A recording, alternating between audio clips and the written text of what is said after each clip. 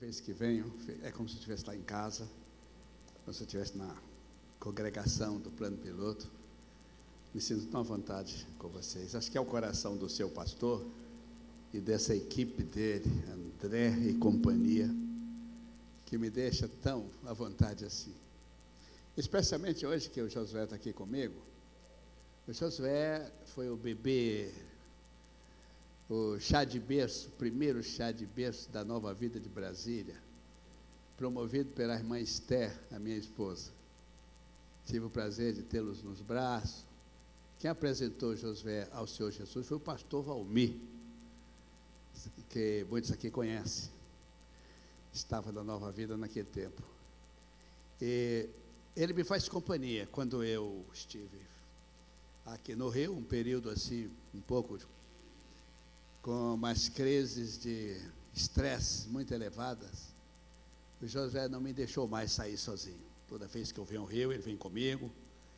E um zelo enorme, como se eu fosse o filho, ele fosse o filho caçula do Bispo Antônio. E de fato é, de coração. Muito amor por esse jovem pastor, esse companheiro, pessoa sensível. E todos os hinos que ele canta de cor. Ele nunca precisou de letra. Eu fico impressionado com essa memória. E a pregação dele também, ele sabe os textos tudo de cor.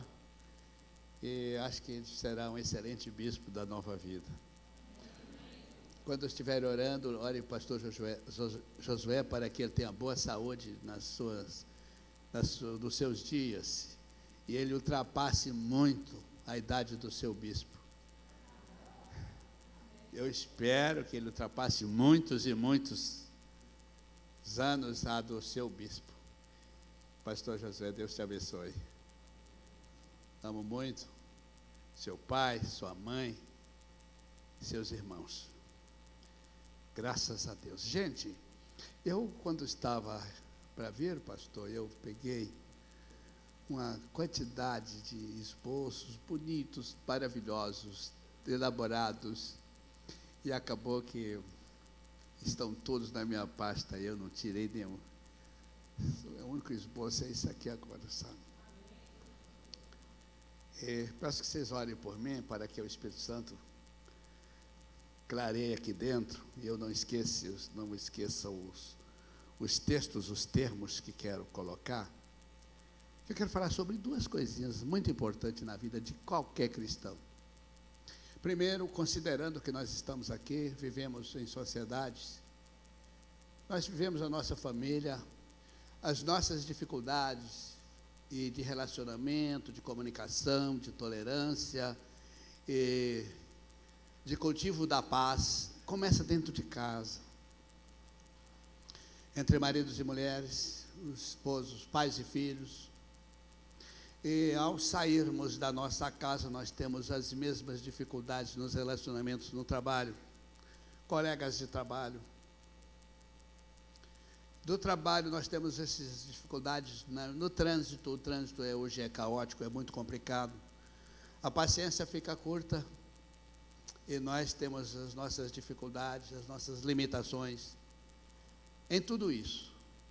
Eu quero mostrar como é que a gente carrega as coisas da vida, o dia a dia da nossa vida, com paz, com segurança, com mais paciência, mesmo carregando uma carga de estresse muito grande pelo acúmulo de serviço, o acúmulo de afazeres que temos todos os dias, especialmente quando você tem uma natureza um pouco acelerada e quer fazer tudo e pensa que você é responsável pelo mundo, e você é responsável por fazer tudo, as suas horas do dia deixam de ser de 6, de 8, de 10, e passa a ser de 15, 16, de 20 horas de atividade. Então, nós não damos conta de fazer tudo. O nosso físico não foi feito para tudo, foi feito para tirar tempo. Nós temos tempo para tudo, e a paciência, ela não pode ser reduzida com as coisas da vida. água linda, gostei desse. Essa melhora a garganta da gente. O Josué não tomou.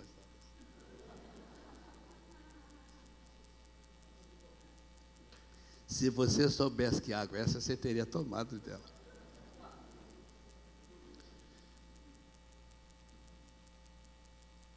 No Sermão do Monte,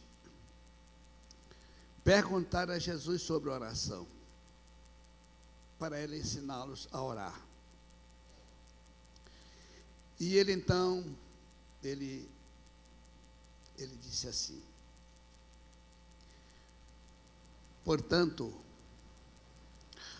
primeiro é dar um ensinamento para que a oração não seja vazia, não seja uma oração hipócrita, não seja uma oração de aparência, não seja uma oração como uma peça teatral, mas seja uma oração do mais profundo da alma, de preferência no seu recanto onde ninguém vê. A oração seja uma oração de você para o Senhor, que Ele possa ouvir e descer e te ouvir, e te atender, porque Ele já sabe o que é que você vai falar, mas você não sabe o que é que como Ele vai lhe responder, se é sim, se é espera, se é depois, Ele não sabe da resposta, mas Ele já sabe o que é que você vai colocar para Ele. Então Ele diz assim: portanto vós orareis assim: Pai nosso. Ele começa dando uma aula, rompendo com o egoísmo. Alguém diz que Deus é o meu Deus. Deus é o nosso Deus, não é o meu Deus, é o nosso Deus. Ele começa dando uma aula, dizendo: Pai nosso, de todos nós. Então você tem uma aula na primeira palavra de Jesus, nessa primeira frase. E é sobre isso que eu quero continuar falando com vocês nessa hora. Ele disse: Pai nosso que estás nos céus, santificado seja o seu nome. Começa por essa separação. Ele é absoluto em todos os sentidos da vida. Santificado, santidade é separação, está totalmente cercado pela grandeza e a pureza dele. Santificado seja o nome dele, não usar o nome dele de qualquer forma em vão. Venha o teu reino, venha o teu governo absoluto, venha todo o teu poder, a tua graça, me cerca com este poder para eu ser também absolutamente seu. Venha o teu reino, faça-se a tua vontade, a vontade dele que não é parcial, a vontade que é total, integral, absoluta. A vontade dele, nada substitui a vontade dele, não é a minha, não é a sua, não é a nossa, é a dele é absoluta. E ele disse: o pão nosso, depois que nascemos precisamos comer, quando somos gerados nos alimentamos no ventre, quando saímos do ventre nós somos colocados fora, temos que receber alguma comida. Quando você cresce, você fabrica o seu pão e você come até o fim da sua vida, não passa sem comer. O pão nosso nos dá. Ele se preocupou com isso, e você peça isso a Ele. O pão nosso de cada dia dá-nos hoje. E o Senhor Jesus continua dando uma aula. Como é que eu oro? Para que rumo pende a minha oração? Primeiro é a oração direto para Ele, agora volta para mim, para a comida, para o alimento. E vem aqui uma coisa muito importante. Todos precisamos, todo dia, todas as horas.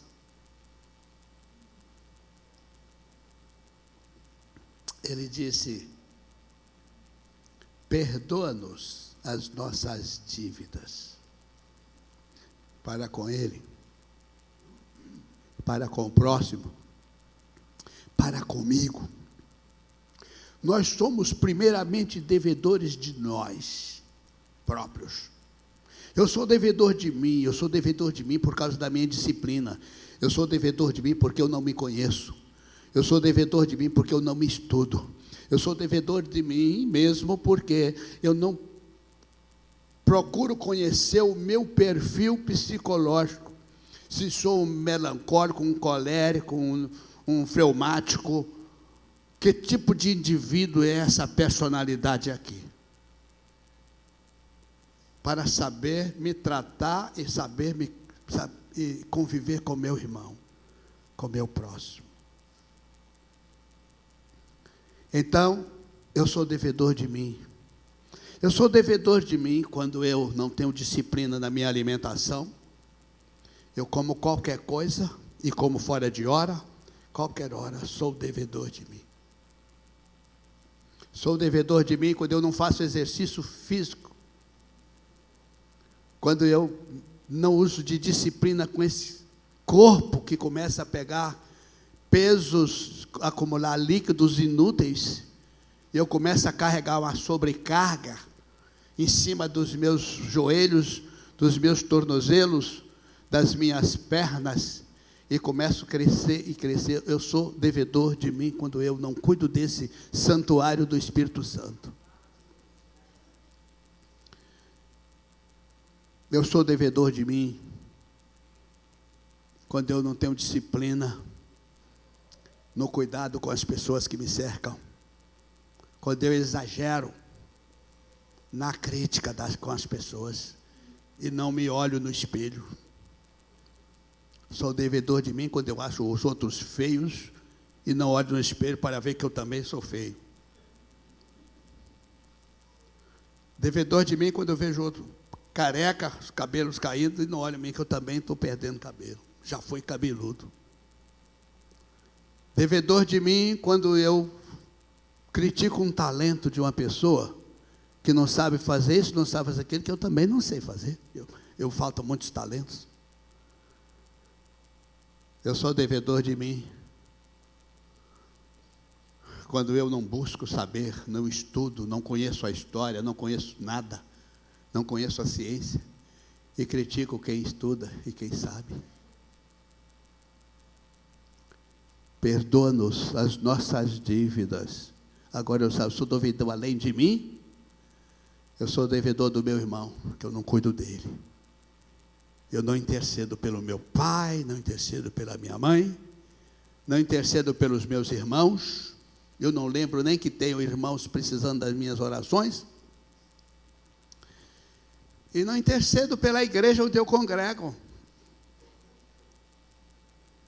Então eu sou devedor dos cuidados que eu deveria ter para com a minha congregação.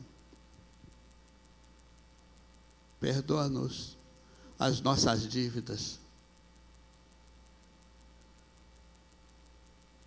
Eu me olhei e vi que eu devia tanto. Eu devia tanto à minha esposa. Devia tanto às minhas filhas. Devo tanto aos meus netos. E eu fiz tanto, eu fiz o máximo. As princesas aqui, que eu coloquei aí as minhas 3 filhas, elas foram no meu aniversário lá, tiraram foto, eu falei, as minhas 3 lindas princesas que eu mais amo na vida. Está aí, uma delas disse, papai, o senhor está apaixonado. Eu falei, por vocês. Agora, uma fez 50 anos esse mês. A outra, de surpresa, saiu de Curitiba, chegou às 7 da manhã, foi no meu quarto me abraçar, eu estava deitado, no dia do meu aniversário. São as minhas lindas princesas, mas sou o devedor delas. Por mais que as eduquei, por mais que imprimi a Bíblia na cabecinha delas, mas nós somos sempre devedores. Mas eu sou devedor também dos pastores pelos quais eu passei por eles. Eu não os abracei, não intercedi por eles como devia interceder. Perdoa-nos as nossas dívidas. Então, nesse trecho dessa oração, o Senhor Jesus nos dá uma tremenda aula. Tudo que falei, foi tudo que apliquei da minha vida para eu viver 80 anos. Hoje eu estou com 80 anos e 4 dias, é isso. Foi dia 1º, hoje é que dia que é? 12. 13, eu estou com 80 anos e 12 dias, porque vai completar 13 meia-noite. Correto? Está certo aqui? Pois é. Então, eu analisando esse tempo percorrido por esses pés, essa cabeça, esse tronco, esses membros aqui, eu vi o quanto eu devo, por mais que fiz, por mais que cuidei das pessoas, por mais que tentei amar até aqueles difíceis de se gostar. Amar quem gosta é fácil. Aprendi, analisando, buscando conhecimento. Se eu não me conhecer, como que eu vou saber cuidar de você, amar você? Perdoa-nos. Agora ele disse, assim como nós perdoamos aos nossos devedores, aqui pega. Aqui fica um embaraço na vida de qualquer pessoa. Do percorrer dessa história, dessa palavra de Jesus, eu parei nessa frase. Aqui, quando ele chega aqui, nós não perdoamos a quem nos deve, nós guardamos, nós levamos os nossos devedores, os ingratos, aqueles que nos afrontaram, aqueles que nos fecharam no trânsito, aqueles que nos xingaram, aqueles que fizeram acenos obscenos para nós carregamos ele nas costas. Nós temos um insetozinho que chama fartura. Quem é que conhece esse bichinho aí? Ninguém conhece. Quem é da roça conhece, quem é da roça aí sabe. Ninguém sabe. É um insetozinho que vive carregado de coisa. Ele é pequenininho, mas ele sabe aquele monstrozinho, sabe? Conhece isso? Tu já ouviu falar disso? Vai no dicionário e vê. É um inseto, fartura. Ele é bem carregado. É impressionante aquele bichinho. Eu conheço isso desde menino. Ele vai acumulando sobre ele um punhado de coisa. Ele sai aqui, parece que tudo quanto é cisco que tem, ele gruda nele. Tem gente que sai assim, carregando as afrontas que fazem, que cometem contra eles. E eu aprendi nessa caminhada que a coisa mais importante é no ato da ofensa o perdão.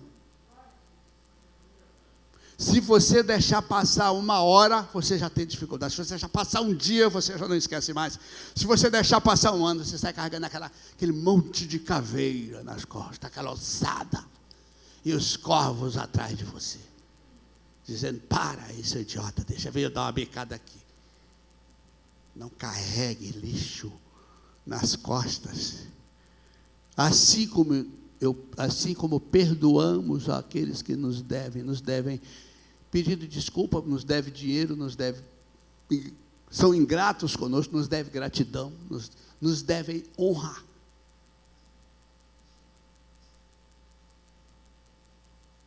Tem gente que nos deve muita coisa. Mas se você der uma olhada para você, você descobre que você também deve muitas coisas. Esses poucos versículos aqui dão um dos maiores sermões que nós poderíamos tirar. Uma das maiores aulas. Jesus para e fala. Eu tinha dito antes, entra para o teu quarto, fecha a tua porta, ora ao teu pai que vem em secreto. Irmãos queridos, esse culto maravilhoso, eu tenho uma saudade de vocês enorme. Mas isso aqui eu pensei agora, esses 2 dias, sobre esse trecho aqui. O que eu vou falar? Porque eu preguei de outra igreja. Falei com Josué, estou com uma passaroca de esboço, que eu sempre escrevo 2, 3, 4, 5, 6 páginas. Mas eu estou deixando de ser burocrata, estou ficando mais prático. Eu vou aqui só dar a palavra aqui, para conversar com vocês.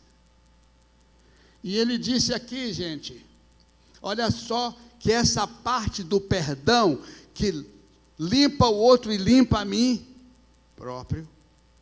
Essa parte do perdão que desimpede o outro para caminhar e desimpede a mim de carregar fardos inúteis na consciência, na alma, no meu ego, no meu interior.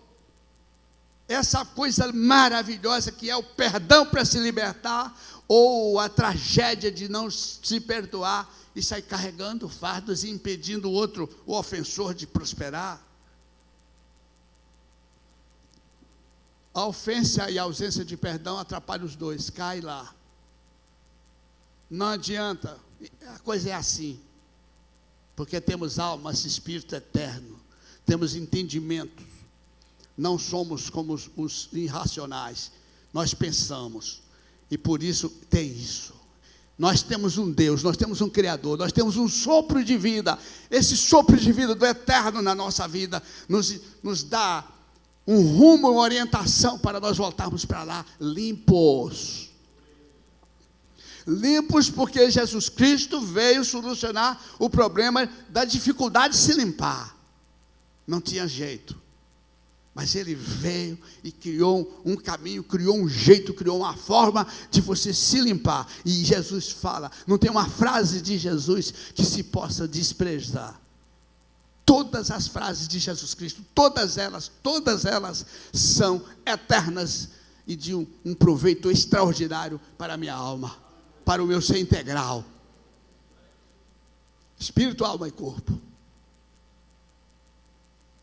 E eu leio essa oração que ele nos ensina. Ele diz assim: porque se perdoardes aos homens as suas ofensas, também vosso Pai Celeste vos perdoará. Se, porém, não perdoardes aos homens as suas ofensas, tampouco o vosso Pai vos perdoará as vossas ofensas. Então, aqui eu vejo agora, pastor, bispo, colegas, a forma de nós libertarmos a nossa vida, a nossa caminhada, o nosso dia a dia, os nossos momentos, e abrir o espaço dos céus para que a nossa oração passe todas as barreiras e chegue na presença do Pai. Quando eu lia Daniel, capítulo 10, na minha infância, na minha juventude, eu era pegado a Daniel, porque Daniel, quando foi levado escravo, tinha 17, 18 anos, ele foi para a Babilônia. E ele determinou no seu coração não se contaminar com as iguarias do rei, não beber do vinho do rei. Ele determinou ser um homem de Deus, jovenzinho. E eu era pegado àquela história daquele santo, e eu lia, estudava. Agora, com 89 anos de idade, ele tem uma visão, e ele começa a clamar, e a sua oração barra, e tinha um principado que segurava aquela mensagem que descia para ele, e ele clamou durante 21 dias, agora como? Jejuando 21 dias. Não tem umas campanhas de jejum de Daniel? Pois é. Eu disse, meu Deus, esse indivíduo com 89 anos, eu só falta 9, tá? Agora que eu dei conta disso. Ele estava menino, ele era garoto. Na idade dele, quando ele foi, eu estudei ele, na minha conversão de jovenzinho, de 17 anos, me converti aos 11 anos. Nessa idade, eu lia Daniel. Eu disse, meu Deus, que maravilha. Mas eu não sabia desses dados de tempo. Isso foi depois nas minhas pesquisas. Pois Daniel, o Deus manda que o anjo desempeça nos 21 dias de jejum, e a sua resposta desce, e ele pode passar aquela profecia. Capítulo 10 de Daniel, basta você ler. Eu vejo que há coisas, o que impede nossa oração, impede o fluir da nossa oração, o que impede o vapor de Deus, a influência do Espírito Santo em nós, abundantemente, chama-se a falta de perdão, ou raiz de amargura na alma. Eu fico pensando, depois de ler essa oração de Jesus Cristo, para nós, nos ensinando, eu fico caminhando aqui na Bíblia e vendo coisas, porque Jesus falou, aqui no Evangelho de Marcos, quando ele fala de fé,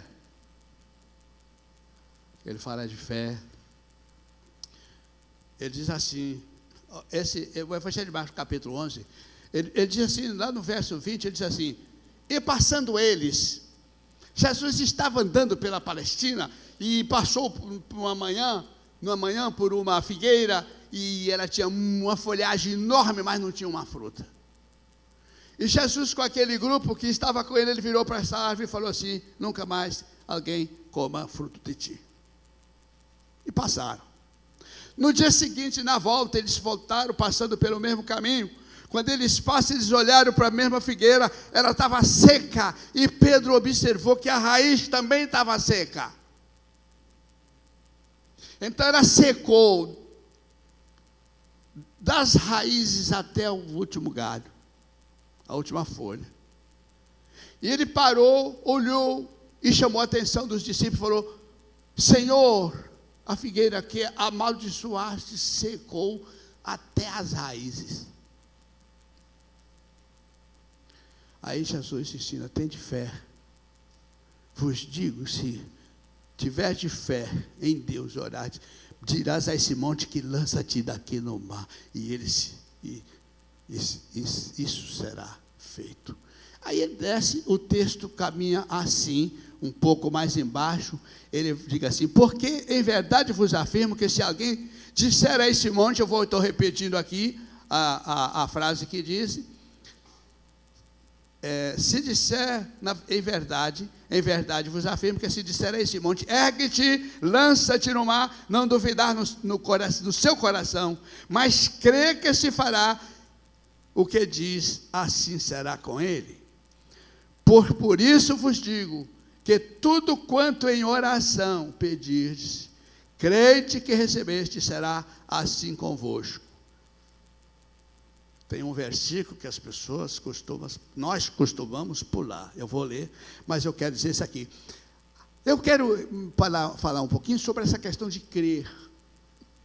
As crenças por conveniência, as crenças como um negócio, as crenças por ouvir falar, não funciona, porque na hora da tribulação, na hora da luta, na hora do ataque, na hora da prensa, você escapa.